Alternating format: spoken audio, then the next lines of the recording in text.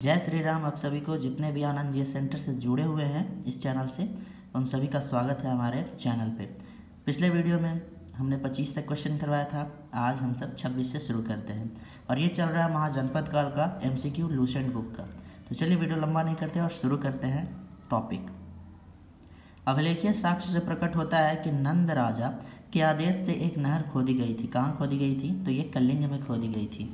Next देखते हैं 27 number का। देखिए, पहला ईरानी शासक जिसने भारत के कुछ भाग को अपने अधीन किया था तो ये डेरियस था। 28वां क्वेश्चन, मगध के राजा अजातशत्रु का सदैव किस गणराज्य के साथ युद्ध रहा?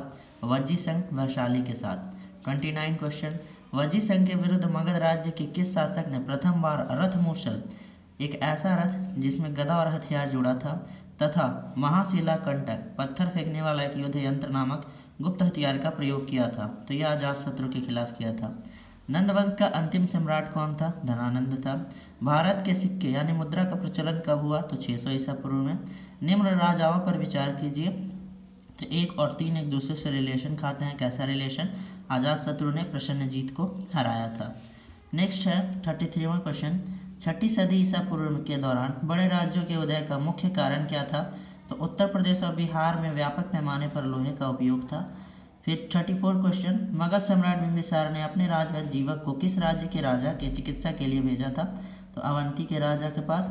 किस शासक ने अवंती को जीतकर मगध का हिस्सा बना लिया? तो ये शिशुनाग ने बनाया था। फिर अगला है 36 क्वेश्चन, किस मगध सम्राट ने अंग का विलय अपने राज्य में कर लिया? तो बिंबिसार ने। 37, शिशुनाग के किस राज्य का विलय मगध साम्राज्य में नहीं किया? तो काशी और लिच्छवी का विलय मगध साम्राज्य में किसने किया? अजातशत्रु ने। 39 क्वेश्चन, मगध साम्राज्य के बारे में कौन जो है सही नहीं है? तो इनमें से कोई भी जो है तीनों का तीनों सही नहीं है दोस्तों। सिकंदर के आक्रमण के समय उत्तर भारत पर निम्नलिखित राजवंशों में किस एक का शासन था? तो यह नंद वंश का था। नेक्स्ट 41 क्वेश्चन, निम्नलिखित में से कौन सा एक ईसा पूर्व 6ठी सदी में प्रारंभ में भारत का सर्वाधिक शक्तिशाली नगर राज्य था? तो ये मगध था और यहाँ का शासक जो था वो चंद्रगुप्त मौर्य था। नेक्स्ट क्वेश्चन देखना 42 वाला, निम्नलिखित में से कौन कौन से भारत पर ईरानी आक्रमण के प्रभाव के रूप में माना जाता है? तो पांचों का पांचों। निम्नलिखित में से कौन सा एक सिकंदर के आक्रमण का प्रभाव नहीं था? तो उसने भारत को यूनान की रियासत बनाया, ये नहीं था। 44 क्वेश्चन, निम्नलिखित में से किस राज्य में गणतंत्रात्मक शासन व्यवस्था नहीं थी? तो ये थी मगध में। निम्नलिखित में से किसे सेनिया यानी नियमित और अस्थायी सेना रखने वाला कहा जाता था? बिंबिसार को। निम्नलिखित में से किसे उग्रसेन यानी भयानक सेना का स्वामी कहा जाता था? महापद्मानंद को। 47 क्वेश्चन देखना, डेरियस यानी कि दारायबाहु फर्स्ट ने 516 BC में सिंधु के तटवर्ती भूभाग को जीतकर उसे ईरान का 20वां क्षत्रपी यानी कि प्रांत बनाया।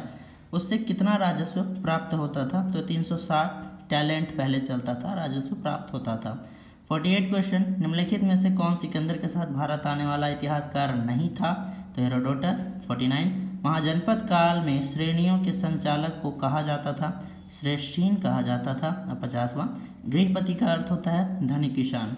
50 क्वेश्चन खत्म हो चुका है, बाकी क्वेश्चन बाद में कराऊंगा। तो मिलूंगा इसके नेक्स्ट पार्ट में। जय हिंद, जय भारत।